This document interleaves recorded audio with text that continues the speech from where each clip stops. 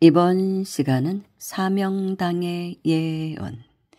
이 내용은 지난 시간에 이어 김진명 씨의 소설 풍수전쟁에서 발췌를 했습니다. 조금은 이어지는 부분도 있고, 그리고 소설이니까 등장인물은 가상의 존재로 보아야 합니다. 그렇지만 내용에는 실제 역사적인 인물과 그리고 역사적인 사실이 전개되고 있습니다. 알아두시면 좋을 내용이라 제가 전해드리는 것입니다. 김희토 법사는 보기 드물게 크게 깨우친 선승이었다. 본시 승려의 아들인 그는 젊은 시절 일상 및 민속과 결합한 일본 불교를 떠나 세계 곳곳을 돌아다닌 끝에 한국에 들어와 송광사를 거쳐 해인사에 정착해 수도에 몰입했다. 그는 8년 동안 세상과 담을 쌓고 공력을 쌓았다. 하루 땅콩 6알과 솔잎만 먹고 살아 입술과 혀가 녹색으로 변했으며 말을 한마디도 하지 않아 몸에서 소리가 사라지기도 했다.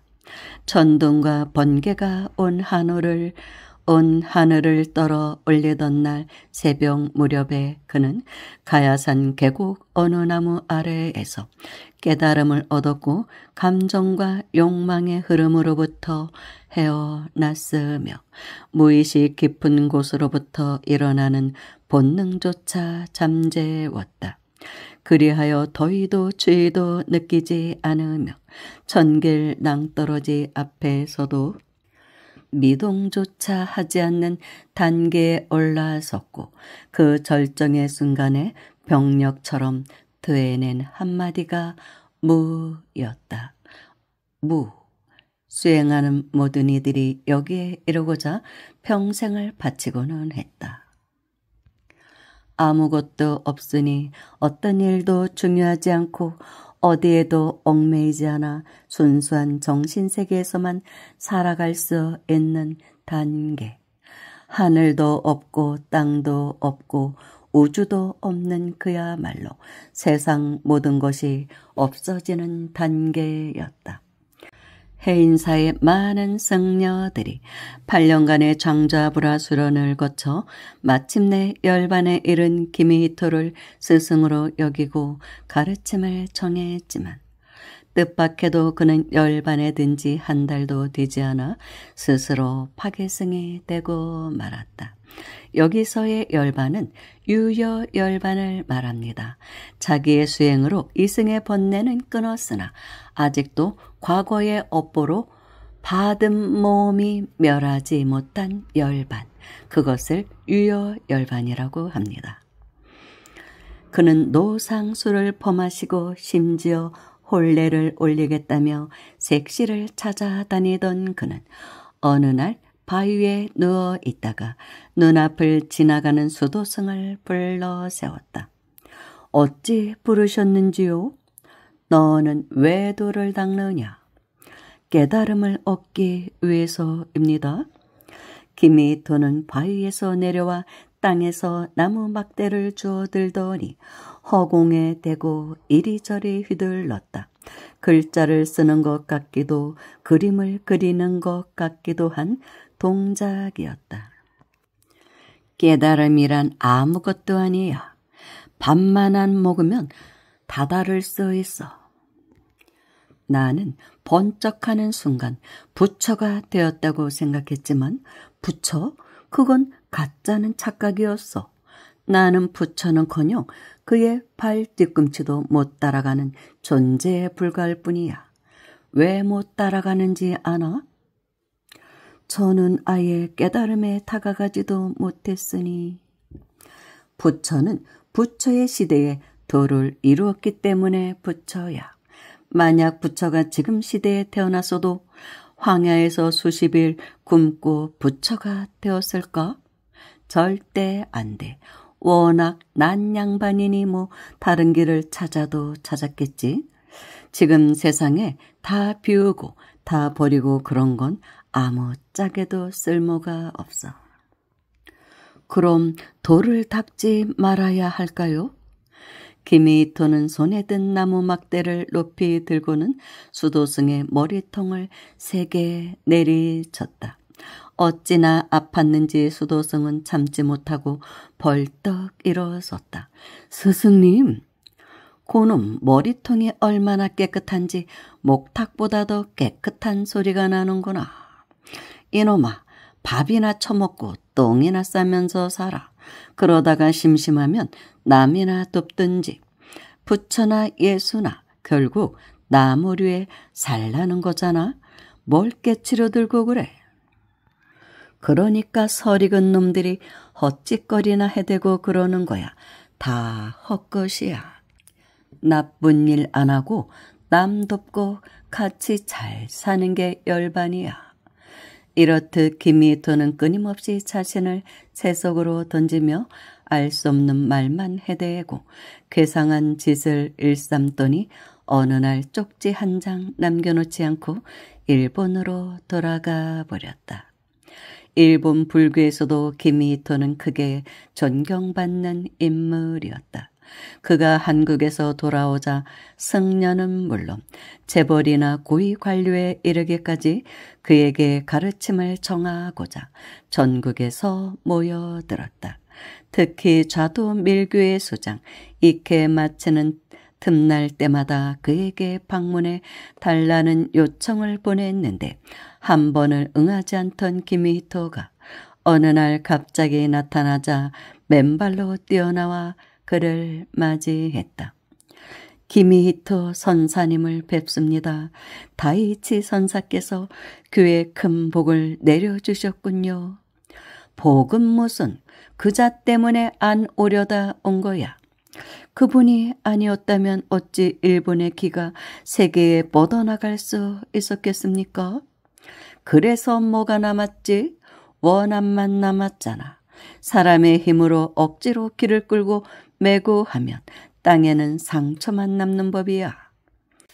일본의 좌도 밀교는 다이이치를 부처와도 같이 숭배하고 있었기에 김이토가 다이이치를 힐난하는 것을 본 교인들은 얼굴을 굳히며 그를 노려보았고 이에 이케마츠는 일어나 김이토의 시선을 교묘히 가린 뒤 그 앞에 조용히 웃으며 무릎을 꿇었다. 와타나베 경시 총감에게 통일교를 가만히 놔두라고 하셨더군요. 이번 기회에 통일교로 흘러들어가는 자금을 끊어버렸으면 좋았을 텐데요. 의미 없는 이야기야. 가만히 놔두면 알아서 제자리를 찾아갈 터인데 뭘 자꾸 하려고 하고 그래. 일본의 것이 끊임없이 한국으로 흘러가고 있는데 어찌 가만 보고만 있어야 한다는 말씀을 하십니까? 그건 진혼이야. 우리가 그들에게 어떤 짓을 했는지 잊었는가? 그나마 죄를 씻는 중인데 그걸 막으면 원한만 쌓일 뿐이지. 꺼내는 말마다 꾸중만 돌아옴에도 익해 마치는 선선이 고개를 끄덕이며 공손히 차를 따라 올렸다. 그러고는 미간을 찌푸린 채 잠옷 근심 어린 목소리를 내었다.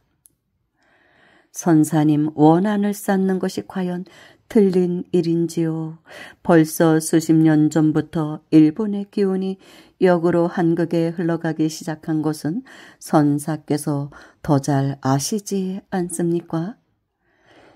기운은 왔다 갔다 하는 것이네. 사람이 잡아맬 것이 아니라는 말이야. 크게 걱정되는 바가 있어서 그렇습니다.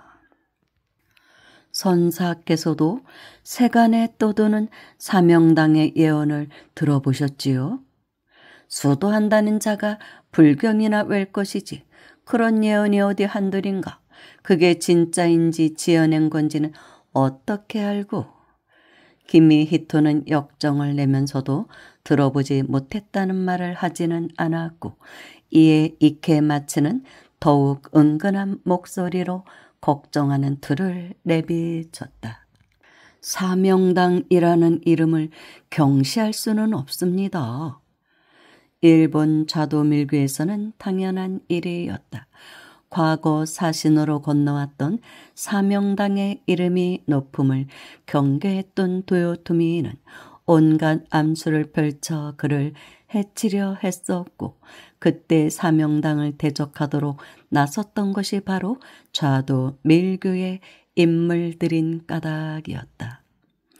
말 타고 지나는 시별이길에 병풍을 온통 깔아놓고 그 내용을 외지 못하면 세상에 허명을 떨친 죄로 죽이겠다 했으나 병풍의 눈길조차 준 적 없었던 사명당이 막힘없이 그 글을 모두 외웠던 일화. 100사람이 먹을 음식을 내어놓고 모두 먹지 못하면 성의를 무시한 죄로 죽이려 했으나 사명당은 맛있게 그 음식을 모두 비웠다는 일화. 무쇠로 만든 방을 내어주고 부를 때 죽이려 했으나 사명당은 빙이라는 글자 하나를 붙여놓고는 추워 죽겠다며 도리어 호통을 쳤다는 일화 등 얼음 빙자, 그 내용을 누구보다 구구절절히 보존한 것이 바로 좌도 밀교였으니 그들에게 사명당이란 이름은 두려움과 경계의 대상이 아닐 수 없었다. 실제로 사명당 대사에 이런 이적에 대한 이야기는 많이 전해지고 있죠. 그리고 사명당 대사는 평생 불정심 관세음보살 모다라니를 수지 독송하고 사경했다는 이야기도 전해지고 있습니다. 선사님, 그 예언에 따르면 사명당은 조선이 히데요시의 저주를 풀어내면 운이 크게 들 것이라 하였습니다. 히데요시의 저주를 풀어낸다면 그 풀려난 부정한 기운은 어디로 가겠으며, 운이 크게 트인다면 그 운은 어디서 가져오겠습니까? 만국의 은원이 한국과 얽힌 나라가 일본 외에 또 어디에 있겠습니까? 지금 일본을 보십시오. 세계에 뻗치던 힘이 이 작은 섬에 자꾸만 묶이려 하지 않습니까? 기시다 같은 자가 아무것도 모르고 한국과 자꾸 손잡고 함께 나아가자 합니다. 양국이 급속도로 가까워지고 우위를 다지려 합니다. 이 또한 흉한 미래의 전조가 아니겠습니까? 그만. 기미히토는 법장을 들어 바닥을 세게 두드렸다. 어찌 그리 삿된 소리에 얽매여 세상의 이치를 해치려 들어. 한국의 기가 흥하면 흥하는 것이지 일본의 기가 그 때문에 쇠한다니. 너희는 어째서 그렇게 모든 일을 싸워 빼앗고 속여 훔치는 것에만 몰두하는 것이냐. 선사, 내 놈보다 몇 수는 높은 다이치가 온갖 수를 펼쳐놓은 것을 내 이미 안다. 조선을 망치겠다고 그리 많은 저주를 다 뿌려댔으면 지금 한국은 완전히 찌그러졌어야지. 내 놈은 왜 한국의 기가 다시 뻗을까 걱정하느냐. 그따위 저주 백날 읊어봐야 결국 순리의 흐름에 미치지 못함을 사실은 내 놈도 아는 까닭이 아니더냐. 어찌나 세계에 두드렸는지 마루를 다 부숴버린 법장을 들어 이케 마체를 가리키며 기미히토는 크게 호통쳤다.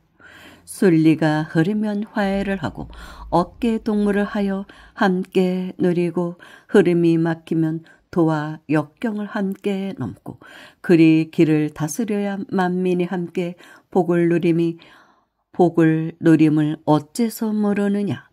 열을 빼앗아 가지면 셋만 얻고 일곱은 사라지되 열을 반으로 다섯씩 나누면 그것이 스물이 되고 서른이 됨을 어째서 모른단 말이냐. 이놈 이케마츠야. 이놈 다이이치야. 너희는 대체 무슨 수행을 하기에 음지에 숨어 세상에 해댈 일만을 꾸미느냔 말이다. 가만히 놓아두면 일본도 그 덕을 누린다는 말씀입니까? 그 간다는 것을 왜 몰라?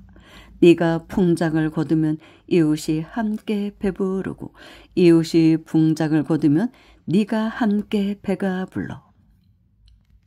그런 이치를 모르고 서로 물기를 끊고 불을 질러서 무엇이 남는단 말이야.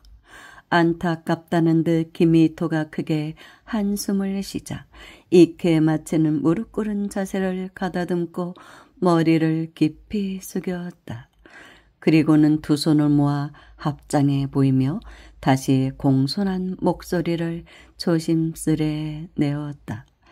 방금 선사의 말씀에서 큰 깨달음을 얻었습니다. 고작 이따위 말에서 깨달음은 무슨? 김이토는 고웃음을 치면서도 워낙 공손한 이케마츠의 태도에 더 역정을 내지는 않았다. 오히려 쯧소리를 내며 이케마츠를 흘겨보다 한층 누그러든 목소리로 말했다. 네가 나를 불러 그리 고개를 숙이니 뭔가 물어볼 것이 있는 거겠지? 본래 여쭤볼 것이 따로 있었으나 이제 다른 것을 여쭙고 싶습니다. 물어봐. 혹시 선사는 히데요시의 저주를 풀어낼 만한 인물을 한국에서 만나신 적이 있으셨는지요? 김이히토는 크게 고개를 저었다. 없어. 한국에는 이제 풍순이 기운이니 떠들면 미친놈이나 사기꾼으로 여겨. 아마 그런 인물이 정말 난다면 큰 과학자나 사업가 같은 것쯤 되겠지. 털어내듯 대답한 김이토가 이제 더 할 말이 없다는 듯 자리에서 일어나려 하자 이케마츠는 급히 무릎 걸음으로 다가가 한 가지 물음을 더 던졌다. 저주라 하면 지독한 주술 아니겠습니까? 그래서 히데요시의 저주라 하면 셀 수도 없는 코를 베어온 것일 터 도대체 한국 어디를 가야 그 저주를 풀 수 있을지요?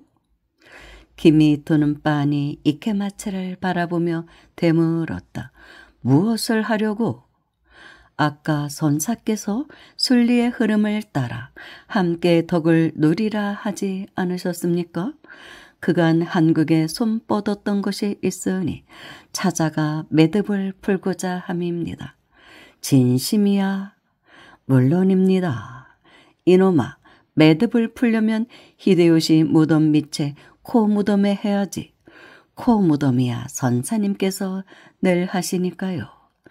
도요토미의 저주는 외덕산이 풀었어. 거기가 어딘지요? 진도. 그 한마디를 듣자 이케마츠는 더욱 깊이 고개를 숙여 마치 엎드리듯 바닥에 손을 대었고 김이히토는 됐다는 듯 코웃음을 치고는 법장을 들고 곧 사라져 버렸다. 이윽고 김이히토의 모습이 완전히 보이지 않을 즈음이 되자 이케마츠는 몸을 일으켰다. 천천히 외덕산이라는 이름을 다시 한번 되뇌는 그의 얼굴이 무섭도록 깊이 가라앉아 있었다. 여기에 등장하는 전라남도 진도 외덕산은 임진왜란 당시 전산 왜군의 시신을 묻어준 그런 산이라고 합니다. 외인에게 덕을 베풀었다. 그래서 외덕산입니다.